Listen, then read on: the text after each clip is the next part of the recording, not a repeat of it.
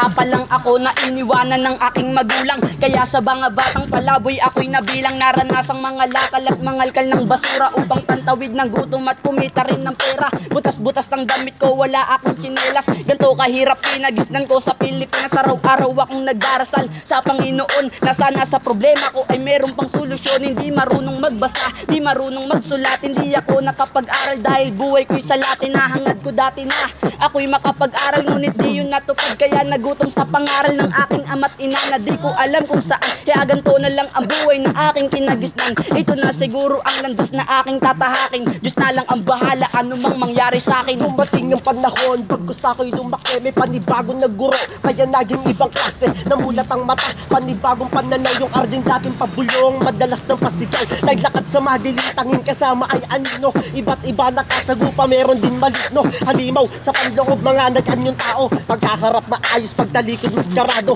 Pero wala akong pake, tuloy pa rin ako. Nag-miss ko lang, nabaliw, kausap ko sarili ko kung ano ba talaga, meron bang mapapala. Ilang beses sumugal, pati buhay tinaya, masakit sa damdamin, sabihan di ka magaling. Mga paanak kasimento at walang mararating, pero ako'y naging mauna, ginamit aking talino. Walang silbi trofeo kung di ka nagkampyonato.